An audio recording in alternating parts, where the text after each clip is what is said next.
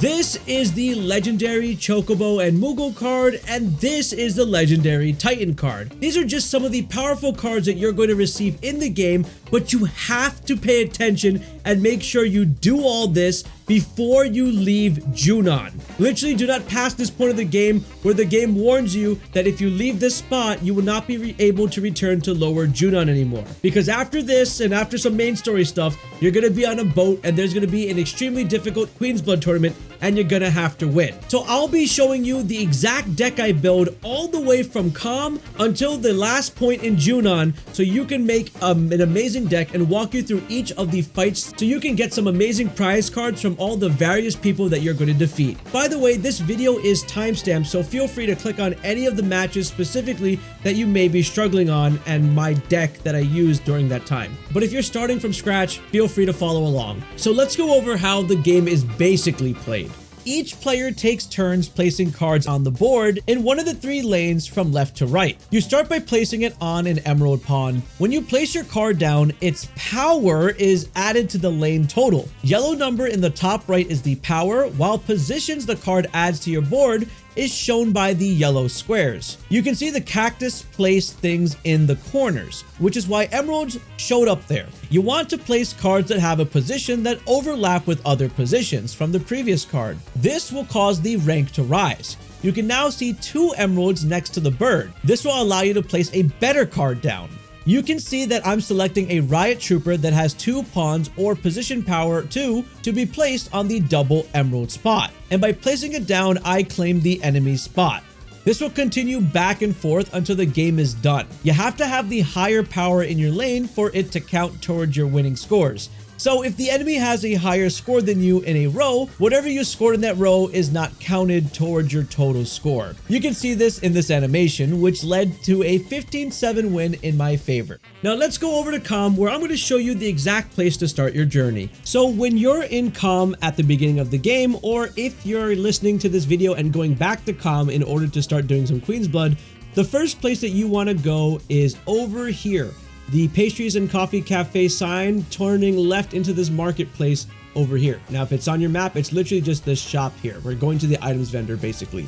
And when you're at the items vendor and you open her up, just like that. Wow, that phrasing was horrible. When you open up her inventory, you're going to hit buy and go over to the cards. And you're going to see the Booster Suppressor Striker and the Booster Pack Ruffians. These bottom 2 only will show up once you are in the Junon areas. So if you're right at the start of the game, these are the 2 that you're going to want to buy. This first one comes with a Riot Trooper, a Toxie Rat, a Devil Rider, and a Flan. So let's go ahead and buy that. And this one's going to come with a Grenadier, a Mandragora, a Quetzalcoatl, and a Zoo. So let's go ahead and buy that. Now at this point, after purchasing my cards, I'm going to open up my inventory and go to my card decks. Whatever the standard deck is here, it's fine. We can leave it, but we could just play around with it. So go ahead and edit your deck. If you take a look at the top, you'll see ×2 for almost every single card because you have 2 of the same ones. And then you're going to have a 3-pawn card, which is the highest tier to place down in the game. I personally am not a big fan of this card, and I'd rather just use 2 stars in my early playthrough. So I'm just going to go ahead and grab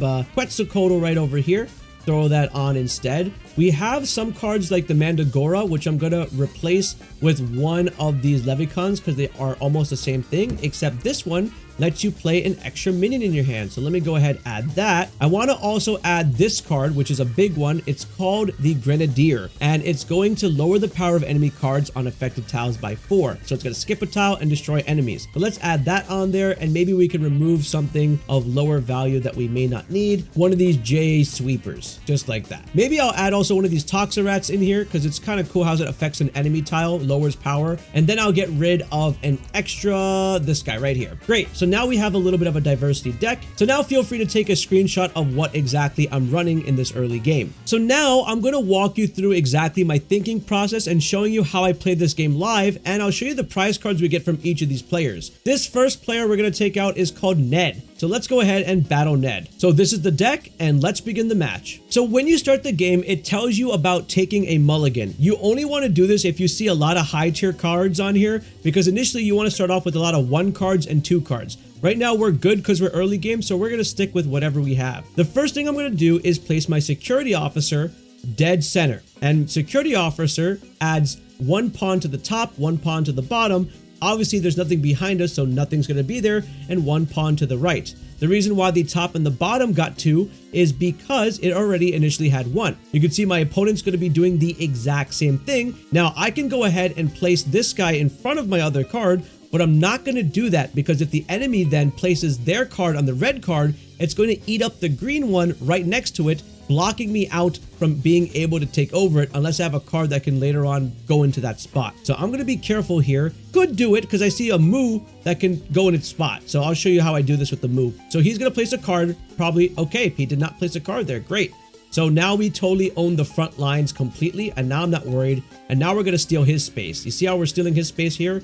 Just like that. So then they're going to place their card there, and I'm not going to bother building my position because right now we're on the offense. So we're just going to go ahead and move closer in on their area.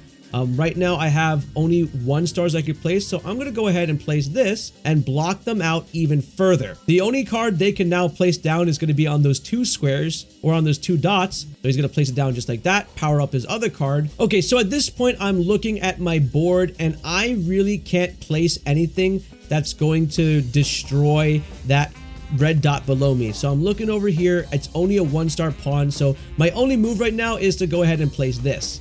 I'm putting myself in a position now where I have to place 2 1-stars, but we've won the middle row pretty much right now. All right, so let's continue on here, and I'm going to try to secure the board because now they can't place any moves, and it's that simple. So I'm just going to try to get the highest score in each lane because I've locked out the enemy completely. So we can go ahead, add these cards here like this. Enemy still can't place anything, so we're just going to keep destroying over here. Now we pretty much are owning the top lane because now it's 3-3 on the top, 5-3 on the middle, and 2-3 in the bottom. Then I'm going to take this Grenadier. So look at this. You see how it skips a card and allows us to go ahead and move forward. So I'm just going to go ahead and boop, and that's going to skip my card and nuke the enemy. So the enemy can place 1 thing down here. Probably going to be the exact same thing. Really didn't do much here. That's fine. And then I'm going to place the highest score card I can on the top to secure the top. So basically, whoever has the higher score on either side is now going to win. And just like that, we have now destroyed this enemy. Complete domination. And from this, we're going to receive the card called Crystalline Crap, which I think is really cool, which is going to raise the power of allied cards on the affected tiles by 2. It's going to be placing a pawn on the left or to the right of it. So this is awesome. So after beating Ned, I'm now going to open up my card deck and I'm going to try to insert this Crystalline card in there because I really think this is a good card. I'm going to get rid of 1 extra Moo here because I have 2 of these guys at the exact same time. So 1 Moo's gone. Got this Crystalline in my deck. It's a low power ones right now, but we're going to power this deck up as we keep moving. The next card player on the list is going to be this person right over here called Nene. And I'm just going to go ahead and challenge. You can watch the dialogue for yourself. All right, so I'm going to look at my hand and see if I want to mulligan anything. And I think we're looking fine here as we have a bunch of 1-stars and 2-stars, and that's going to be good. All right, so I'm going to lead off by possibly starting off with my, I think I'm going to go with the security officer dead middle to start this off. So they're going to play a wolf down that's going to secure the top and their left side. Great. I'm then going to move my Moo over here. I feel like this is the best move I could do as of right now to kind of set up a 2-star right in front of me, which is going to let me drop my Quetzalcoatl in front, kind of eat up some of their spaces. Hopefully we can do that here. So I'm going to then drop my Quetzalcoatl like that, giving me 2 more stars there. They got 4 on top. All right. So they moved their soldier in. I'm going to move my soldier in, blocking this out. So the soldier goes left to the right to the bottom. And you see how I block any of their positioning here? So now we've completely blocked them out. The next thing they can do is only place that bottom card next to my green card, just like that, to try to destroy me here. But I'm going to counter that by putting my wolf down just like this. So now they cannot advance any further. And we've pretty much just locked the enemy. So now the enemy is stuck with 4, 3, and 4. And all we have to do is just secure a higher position than them. That's really it. So this on the bottom is going to tie it. I'm not going to be too worried about the tie here because when a tie happens, the bottom area is null. So the bottom is now tied. I can now place a stronger card at the top, just like this. Let's see. We can add in a 2. We can put a 2 maybe. That's not going to waste anything. Yeah, let's go ahead and plop a 2 here. And now we've just won the middle row. The enemy now cannot beat us by it being 8-3. Enemy still can't move. And all I have to do now is get higher than 4 at the top. So we're just going to go and place the best cards we can. There we go. Now I have 3 at the top. I'm now going to add my elephant, which is going to give me 4. So bam. I've already won the top, and now we're just embarrassing the enemy by placing a couple more extra cards. This comes with the 1, and I just placed that there, and we have now won and locked out the enemy. If that makes sense, how we're doing it. So I'll pass on this, and just like that, it's now 8, 16, and the tied bottom board, which I really didn't care too much about. And we got the victory, and we've obtained a really good card, which is Cactuar, which is going to raise the power of allied cards on affected tiles by 3. So this is a nice corner card to have. So now I'm going to open up my deck and look for my Cactuar right over here, and I'm going to add this to my deck. I like this card a lot. I'm going to get rid of this card over here. The Cactuar is going to replace that one because I'm replacing out the Levricon with the Cactuar because it's going to give a bonus to a card on the field by 3, powering up some lower tier cards. So here we go. This is now my current deck as of beating this player. The next player we're going to be fighting has a completely giant box fort, and I just wanted to just embarrass it by destroying it completely. It's going to be located all the way up here in town. This is going to be Zahira. We're going to fight her. And here we go. So our cards that we're starting off with is a 2-star, 1-star, another 2-star, 1-star, and 1-star. I'm thinking this is okay because we could set up good position here. So I'm going to start off with the Cactuar right in the top left corner because that's what it does. And the little green dot you see that's glowing now is going to get a bonus when I place cards on it. So I'm going to want to really grab that bonus as soon as I can. So I'm going to try to strengthen that position by now making it available for myself. So let's see what I could do here. So we could do this by placing this card over here down. So we'll try to build this position here. Wait for the enemy to advance. Okay, the enemy has not advanced. We're still okay here. We're going to go ahead and place the elephant over here in the middle, and they're going to place their Riot Shield character there, strengthening them. So there it's basically 5-4 over there. Understandable. We now have a corner piece to strengthen the bottom a bit here. Let's do that. Gonna go for the wolf in the back line over here, giving us a 2 position in front. See what the enemy does over here. They place their card down. I'm then going to go ahead and eat their card alive by doing this, which will now strengthen this card position because the Cactuar are giving us 5. And now they're gonna place their Quetzalcoatl. I'm gonna try to eat the card right to the right of that 1-star. So we're going to place down our soldier, or we can actually do this. Let's place down this card here, and that's going to allow us to have the middle position, which is really powerful. They're going to drop their card there, and then what I'm going to do is I'm going to place my soldier here, taking over the 2 red dots on the map. So it's going to clear out the red one at top, and it's going to allow me to have the free bottom. Bam. And now I pretty much control the game. So now I can simply just place whatever 1-star cards I have and win. So now we've just won the top row, and all we need is a 1-star for the bottom row. And just like that, we have completely defeated the enemy. So it's all about placement, really, and seeing what the enemy has and outdoing them. That's it. So I hope the decision making was understandable with the rows we were doing. So this card is going to be Screamer. I personally don't like this card. I don't really use it, so you can decide to use it in your own deck. But now we're going to move on to a side quest that actually gives us a extremely good card and unlocks a lot of good stuff for us. I'm just going to skip through this all so you don't have to see any of the dialogue here. So we're going to move. We're going to talk to this guy. Skip the cutscene because we don't like spoiling here. We're gonna take the job, and obviously this side quest is good because you get affinity with Tifa. So for all my Tifa lovers out there, we're gonna do this. We're gonna do this entire quest line. So Vash is the first person you're gonna have to play. So let's go ahead. I'm gonna start off with my Cactuar by securing the bottom so we get some points over there. There we go.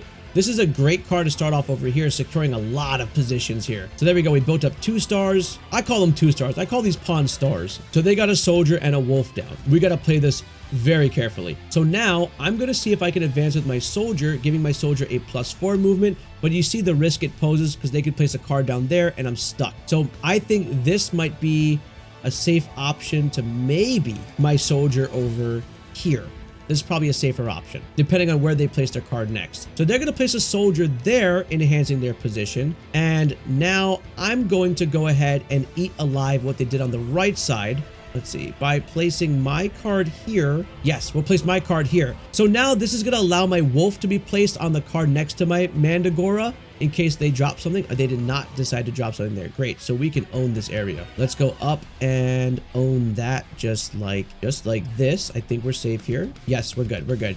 So they'll cover that. You saw how they took over the top. And what I'm going to do is I'm going to now place my wolf here to eat up their spot. So now they can no longer progress forward. We're kind of in an owning area now. So right now they rock with 4 at the top. And what I can do is I can place this here I can tie up the top just like that. So now the top is tied. So it's 4-4 there. And then I can go ahead and maybe throw in a soldier here, making this 5-5. So now we've basically tied this middle row. So now I don't got to worry about the middle row anymore. And all I have to do is score a high point at the bottom to win. And the opponent can't do anything here, and we basically win. So these little decision makings can decide if you're going to win a game, especially when you block out the enemy from going ahead, which you can do very easily in the early game. I'm going to skip this dialogue, and next we're going to move to the next fight on this quest. The next player in this quest is going to be at the clock tower area, so we're just going to go ahead and battle that. All right, we have our security officer to start off with, pretty powerful card, dropping our security officer to get us 2 on the top and bottom, see what the enemy places down. So they're going to go with this bird to try to strengthen their position and push forward as well. We don't care about that because we have our Quetzalcoatl, and we're going to move forward, strengthen the top position and something to the right. Great stuff here. All right, next, I'm going to probably go ahead. Actually, at this point, I think a J unit sweeper might be really overpowered here because look at this. We can drop that and get all these tiles to ourselves and not really worry about the enemy here. So the enemy's probably going to place something right there, just like this. It's working out really nicely for us because now we can go ahead and eat alive the enemy right over here. And if the enemy decides to take our top spot, we don't got to worry about it. We got our Mandragora that can eat alive their position. They did not do it. This enemy is actually really dumb because now we can take our Cactuar, eat alive their position while giving us +3 in the bottom, and it's a wrap. The enemy's stuck now. We just closed them out everywhere. So now you can just relax, you can chill and build your position and win this game. So there we go. I'm just going to build my positioning now. Nothing's happening here. Drop this. It's 11 points on the bottom. We're good. Next, we're going to go ahead and put this card over here to close off the middle. So I just tied the middle. Whatever. It's fine. It's just the bottom's going to dominate for us completely. So that's the best part of this whole thing. Close up the bottom, or let's take this guy over here, place that there, and we're winning on pretty much all these rows here. So nothing even matters at this point. So take this, and we get the maximum win against this guy. We close off the enemy. We've eaten alive everything they've done. And just like that, we've completed Virgil. Very simply, with just some of the cards we won from the basic game and some of the prize cards. So we beat Virgil with the cards we've got from the shops and just some of the prize cards from people in town. After this dialogue is all over, you're going to be accessing a secret area that was locked earlier when you went to Kalm. So I'm just going to head over to the grassy area and head to Thorin's shack. All right, the next location we're heading to is going to be Thorin's card shop, which initially was locked when you try to come here in the early game, and the only way this activates is via this quest line. So once that is open up, you can actually go ahead and go into Thorin's shop. So here we go, pop this open, you can go ahead and talk to him, skip this dialogue, and believe it or not, you can actually purchase cards right here before you even go into the fight. So when you go here and you're initially in the early part of the game, you're gonna have Titan card available. If you've completed most likely the Titan Sanctuary, you can correct me if I'm wrong on this in the comments, and you're gonna find the Fat Chocobo card. These are going to be 2 cards that you're going to get. The only reason why you're seeing Phoenix here is because I have it unlocked as a summon. That's the only reason why. But normally you wouldn't have this right away. So I'm going to leave after purchasing that Titan card, and we're going to just arrange our deck and put this guy in here. I'm going to open up my deck, and I'm going to go ahead and just delete the Toxarak. I'm going to get rid of that rat, and I'm going to go add Titan into my deck. Titan is extremely powerful, a very good card to use. I'm also probably going to get rid of Quetzalcoatl and probably throw in my Fat Chocobo because it has like 5. So these 2 alone can give you 10 points on your board. So this is probably a good group to use. I might actually get rid of 1 more of these guys and throw in an extra Crystalline Crab. So here is exactly what my deck is looking like before I go into battle. All right, so I'm going to challenge Thorin to a game. All right, and let's start this off. So we're going to go ahead, and I believe we didn't need to mulligan anything. So again, as usual, look, security officer is going to go right in the center to start this off. They're also going to hit security officer, which is totally fine with me. I'm not complaining about it. Yeah, I'm thinking we strengthen our position moving forward. And I'm going to power up soldier to 2 over here. All right, so they look like they're advancing forward very slowly. We're going to also start building our position towards the right side here. So I'm just going to power up that second card just like that. They're establishing themselves on the bottom. Or I might go for Mandragora at the top and set up a 3-star right below it. So hopefully we get that 3-star showing up very soon. All right, so they're moving in. They're starting to move in very aggressively. So we're going to probably have to make some moves here where we eat up their cards. It might need to look like I'm taking the L on that 3-star and throwing my wolf in there just so they can't advance from the bottom. All right, looks like they're putting the Quetzalcoatl here. So we are going to eat up both of their positions just like that. And now the enemy is stuck for the entire rest of the game. So this is where it's going to be a little bit of a struggle bus to see if we can build some positions around it. So this card is going to put us at 5 above the enemy and establish the top over here. And obviously sometimes, you know, the games aren't going to work out the best way you want them to, where you get maximum score. I've missed out 2 bottom spots because of my card placements, but this is just an example of how we're still winning without even placing all of our cards on the board. So yeah, it's actually doable just like that. So this is an example of, look, the enemy's stuck, but I also missed 2 slots, but overall I'm winning the game because I still have a higher score on all my sides. So I win the top at 6, I win the middle at 5, and I lose the bottom at 3 and wasn't able really to get my cards out there just because the draw of the cards. You know, sometimes you don't get all the good cards you need, but look at the card I'm getting right now, the Chocobo and Moogle, which is a legendary card that I used to win the entire Queen's Blood game. So I'm going to probably add this one to my deck. So once you beat Thorin, all you have to do is go right back to this guy. I'm going to skip the cutscene, and you're just going to literally end up with the Chocobo card right there. The Chocobo and Moogle legendary card, and you've deepened your relationship with Tifa. That's a win and a win. I'm going to open up my card deck and then edit my deck and find a way to place my Chocobo and Moogle in here because, you know, why not? We got to use this thing. So I'm going to add that to my deck, and I'm going to probably get rid of the extra Crystalline Crab. So now we have an extremely good diversity of cards here. We got a 2-star, a 3-star, got some extra 2-stars, and a bunch of 1-stars that can establish positions. So if you want to take a look at my deck, this is what it's going to look like as of right now. Hey, Phil from the future here. So once you make it over to Junon and do the whole Chocobo quest and unlock the Chocobo carriage, which I have a video on if you don't know how to do that, you go ahead and you can talk to the ranch hand and go all the way back to Bill's ranch in the Grasslands region. Once you're there, you can make your way back to Thorin's card shop, because remember that Phoenix that showed up in my gameplay earlier? That's when the Phoenix will actually show up in your game if you are progressing properly. So you can just go ahead and buy that Phoenix card. And this is a really powerful card to place on your board because when it gets destroyed, it raises the power of all the allied cards around those red dots by 5. So it's a great card to put in front, but you just want to hope your enemy destroys it. And if it doesn't get destroyed by the enemies, it's very powerful in general because it gives you 4 points on the board. So this is what my deck is currently looking like at this moment. When you are in Junon, make your way over to the general store. You can buy the QB booster pack Weird and Wicked, which comes with Qualler, Archdragon, and the Kappa Wire, and the Shut Up and Drive that comes with the Death Wheel, Scrutiny, and the Hell Rider 2. So when I open up my card deck to try to edit it, I have the cards sorted out by order obtained. So here's the new cards we got. This specific one is going to lower the power of allied and enemy cards on the affected tiles by 1. Not really my favorite. This one's, when played, lower the power of enemy cards on affected tiles by 3. This one's pretty cool. It looks like a cool card, and it only costs 1. So I might actually go and add this to my deck. And then I like the Crawler, so I'm going to add the Crawler in. Now I have to just clean up 2 cards at the top. So I'm going to go ahead and get rid of this one here, and probably something that isn't helping as much. I'll probably get rid of the Mandragora.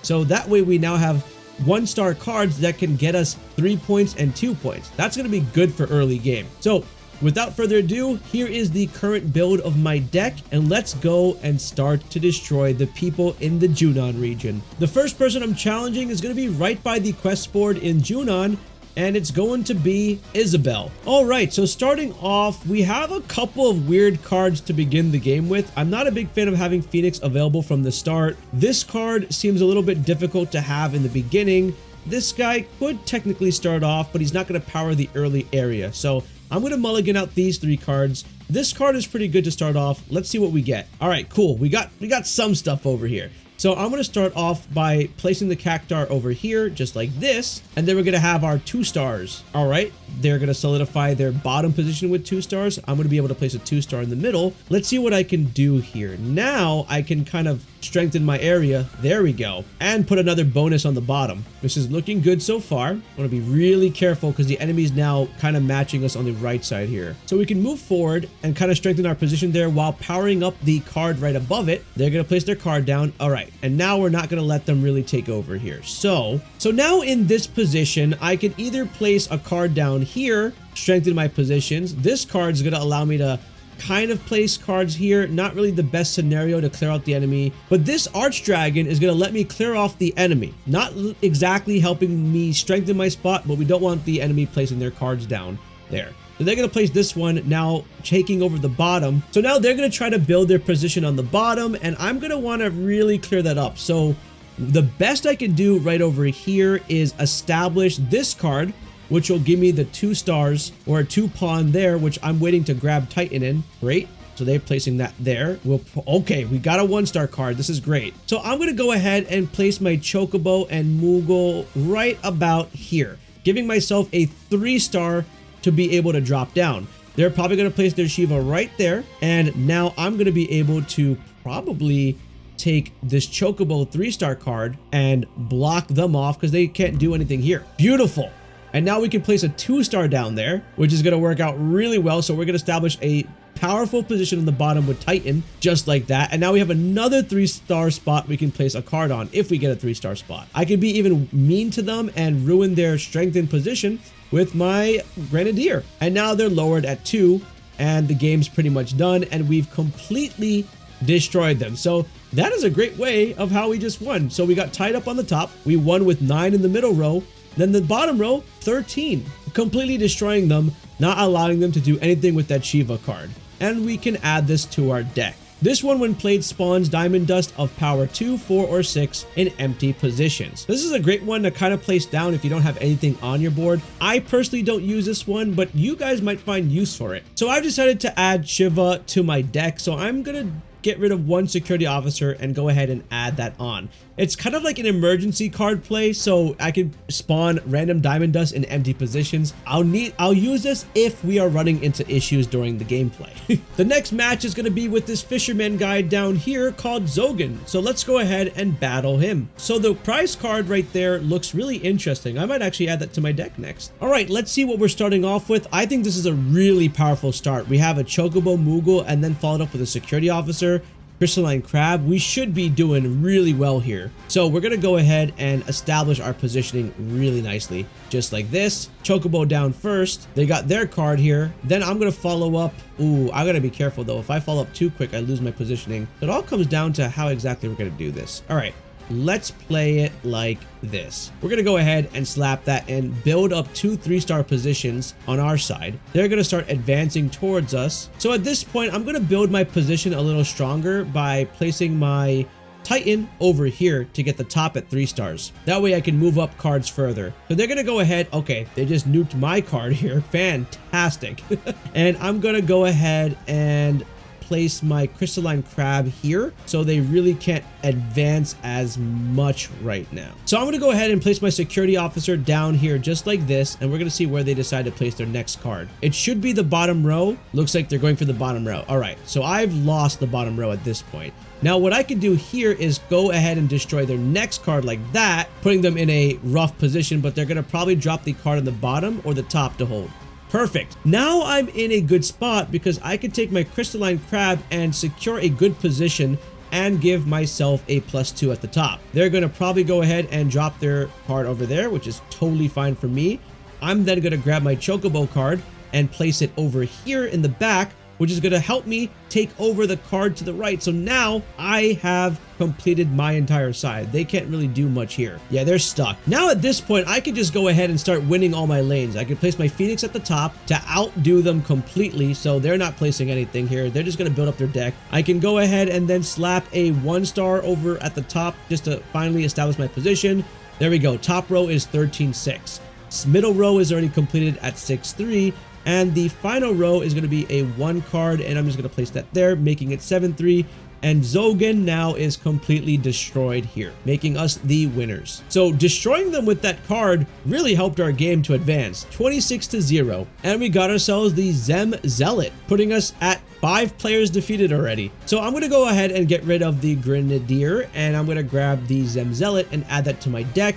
So here is my current deck at the moment before I move on. Now the next area I'm at is the Crow's Nest, which is going to be all the way on the right side of the map, which is going to be where other players are waiting for me. And the first person I'm going to challenge here is this guy with the guitar named Neil. And I'll be going in just like this. I see a security officer here, great starting card, Crystalline Crab, Grasslands Wolf for maybe the bottom left. And it looks like we established ourselves with Titan and Fat Chocobo. I'm willing to work with this. So let's go ahead and start off strong just like this. Establish our Wolf. At the bottom left, we're going to see ourselves get played. Okay, they're playing that card. Nice. We're going to establish ourselves at the top right or the top left. And yeah, now we establish ourselves a 3-star card position right away. They're going to go ahead and place whatever they need to do. And I'm going to go and possibly play a card that won't allow them to proceed further. So I'm just going to own up that space completely. So now forcing them to work on their second row because their top row is doomed. I'm going to be a little careful here because I don't want to place a card where they can now steal from us. So what we can do to be super safe is maybe establish a 3-star position like that. They're probably going to place a card in the middle row here to eliminate. There we go. That's what they did. That's totally fine. And then we're going to block them off. Maybe we'll go over here. We'll establish this part here. If they try anything, we'll see. Kind of make a stronger position. All right, so that's what they did. They decided to take the top and the bottom, and they've also established a bottom right 3 position. So yeah, that's a little scary for me. I think that works perfectly. So if they put a card on the bottom here, then it's going to take away the 2-star, but I'll establish the 2-star back for myself. So let's do that. They're going to place their next card. It could be a 3-star or it could be the 1-star. They decide to place that one, take that position right there, and I'm going to be like, all right, good for you guys. But it doesn't matter to me because I'm going to place Titan here at 10 and win that spot because now I own the 2. They're going to place that card to establish themselves in the middle row. Ooh, that's dangerous. Now at this point, I have my Archdragon right in front of me, which destroys the card literally in front. So I'm going to go ahead and do that, nuke that card, lower their power, and pretty much we've tied the top row. We are winning the second row, and the bottom row we lose by 2. So there's really not much to happen here, and we pretty much win because it's going to be 13-9 no matter what. So you won't always win every row, but listen, you can still manage your games and win them. So I'm hoping so far the way I'm thinking about the game and explaining it is helping you understand stuff. And you win the Flametrooper card here, but to be honest, not really my cup of tea. At this point, if you're following along, you are now pretty much a Blood Squire and the rank has increased. And also, Charlie's going to come up here talking about a new player showing up on the map. The next player on the map is going to be located right over here. So let's go ahead and battle them. They're going to have a really crazy card called the MindFlayer, which is the secret boss of this entire area. Or as I get some comments, it's not a secret boss, it's classified intel, which is pretty much classified as secret. All right, so we have a 2-star, 1-star, 2-star, another 2-star. Yeah, I think we have too many 2-stars to start this off. So I'm going to go ahead, take that card, kind of take it out. The J Sweeper is a cool card as well, but maybe not start off with that. And let's see what we get. Hopefully get some 1-star cards. Perfect. So let's begin by dropping in our Chocobo and Moogle, one of the best cards to have starting in the middle. Then we can kind of follow this up with maybe taking the top row with Titan just like that. I'm then going to move my Zemzellet next to this and power up my previous cards while establishing a powerful area there. They're going to take that card and try to move up on me, but here's the play. We're going to go ahead and then move our security officer and establish the middle. They take their Toneberry King like that, and at this point, we can probably start building better positions. So I'm going to go ahead and move this card to destroy their card completely here. Powering up their Toneberry, and that actually caused me to lose a card. Fantastic. That's okay though. We're not done yet. We're then going to establish a much more stronger area. See what they play next. Placing that card. No worries. We're all good here. We can actually just place a Chocobo at the start. Just like that. They're going to place their next card. All right. We're going to place our next card by powering up the card right above us. Just like this. And then they're going to drop their next card. And it looks like they're not able to drop their MindFlayer in because we've established complete dominance on this map. And I'm going to throw in my Phoenix, making it 10 in the middle, 10 on the bottom, and 9 on the top, and we just completely dominated this opponent. Very simply, with this deck. No room for them to even place their priority card. 29-0. And we'll also be able to grab their MindFlayer card, which is probably a really good card to place in the middle if you can play it. So at this point, now that I got the MindFlayer, I'm probably going to take out the Grenadier because it's just way more elite than that one to destroy enemies. And I'm going to use that card when it's necessary and time. It's a good backup. So now my deck looks like this at this point of the game. This next player is going to be the hardest one you're going to face in the entire area, called Cameron. Let's go ahead and take on Cameron, and you can see what Cameron is going to run. He's running a Midgardsormr, and that is the card you're going to get. Really cool card, actually. It has 6. It can give you 6 points, so that's going to be an interesting card. So we're starting off very good cards to begin with. A bunch of 1-stars and a MindFlayer. That's amazing. All right, so as usual, we establish a Chocobo card first. They're going to establish that card in the middle. I'm then going to move the Crawler into the next area, just like that down the middle, giving us 2 3-star cards that we can place at any time. They're going to place a card that actually destroys the middle card, but I'm not going to fall for that at all. So at this point, I think I may have messed up in the middle by placing that card, but that's okay. We're going to then drop our Cactuar. They're going to go ahead and maybe place their middle card to own the top. Nope, they're going for the bottom right. That's totally fine with me. I'm not even mad at that move. I'm then going to advance on their position even more by placing my card just like that, so I own the middle section. We're in a good spot here. They placed a card to destroy my middle, but that's okay because now I'm placing this card here to power up my Titan. Or I could take over the 3-card spot segment. Actually, you know what? This might be a better play here. I could either place it here to establish my position or right here to destroy the 3-star card position. But I may give them power to the middle row if I do mess up here. Either way, though, I think owning a 3-star card position might be much more powerful. So let's go ahead and do that. I think placing that on the top right, they're going to look for a spot to place their soldier down. Totally fine with me. I'm not even upset. We can probably place Titan like this. Yep, we'll place Titan right over there, giving ourselves room to place another card next. So at this point, after they played that card, the enemy can't really do anything in this match. You can see the top is 3-0, 3-7, 5-5. So the bottom right now is a tie. We just pretty much have to win the top row and the bottom row to win. So I'm going to go ahead and use my Zemzellet to power up my cards at the bottom. We have now destroyed the bottom row completely. We're good. Now we just have to place anything at the top to beat them. We have a full power of the top. We could place a Shiva card and hope that we win, or, you know, it's fine. We'll see what's going to happen. This is a 3. This is going to give us 3, and hopefully we get a 3-star just to have a dominating score. And here's a 4. Great. So it's 10 on the top. The enemy may have won 7, and we've won 9 on the bottom. And this match, just like that, is over. And that's how you win the card Midgardsormr. So the next thing that happens is you're going to complete the Junon area and then eventually be on a ship for Chapter 5. Now, while you're on the ship for Chapter 5, you're going to enter a Queen's Blood tournament, but now you're going to have every single card from all the players in the entire region because you cannot return back to Junon or the Grasslands for quite a bit of time, and you don't have to worry because now you own a bunch of powerful cards in your deck. So you can easily win the battles on the cruise ship and win the Ifrit card during the tournament. This should help you a lot in your early game for Queen's Blood. So check out this video over here to help you on your next part of the game.